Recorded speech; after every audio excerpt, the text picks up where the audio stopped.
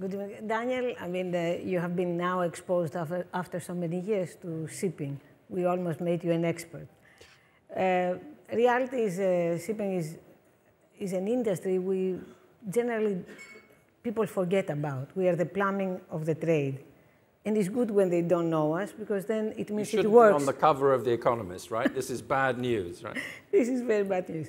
But let's say we carry about 90% of all trades, almost 90.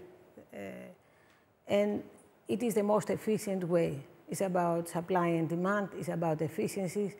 And when prices shoot is when there is an inefficiency. It's like any transportation. So the war, natural disasters is what really shoots up. And we saw what happened with the Ukrainian war, which was a real tragedy and a shock for all of us. But we now have managed to cope with that.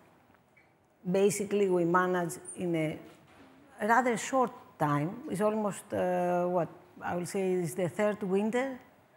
We have managed to deal with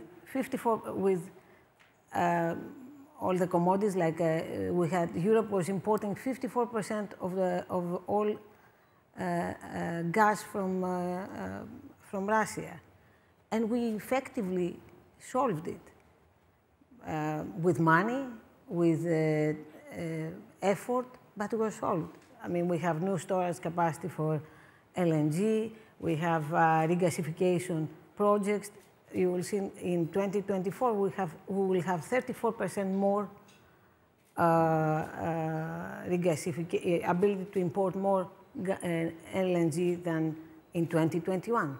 So a very short time we managed to deal with a significant problem, but a solvable problem.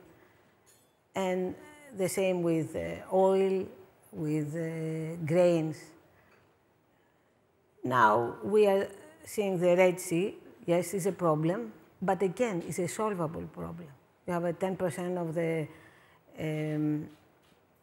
of all goods passing through Suez. And basically, we have 24,000 vessels going through per year.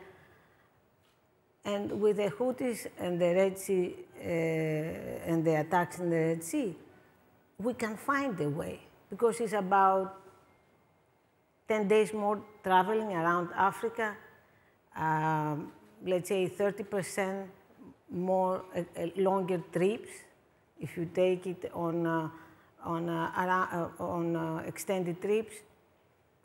And if you take it in the global ton mile, is about a 5% more on ton miles. An inflationary problem, but a solvable problem. I think the things that will worry more is something far more. Could you put a figure on the sort of how that might feed through to inflation, do you think, of transport costs? You have an excellent economist next to me, I will never be. But I'll say that it is like restricting. You are about 5% more, reducing the supply of vessels.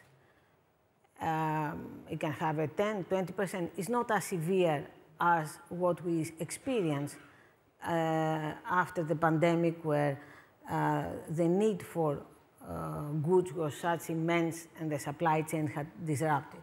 It's less. I'm not saying that is insignificant, it's inflationary. But it's manageable, is what, yeah. But I think manageable.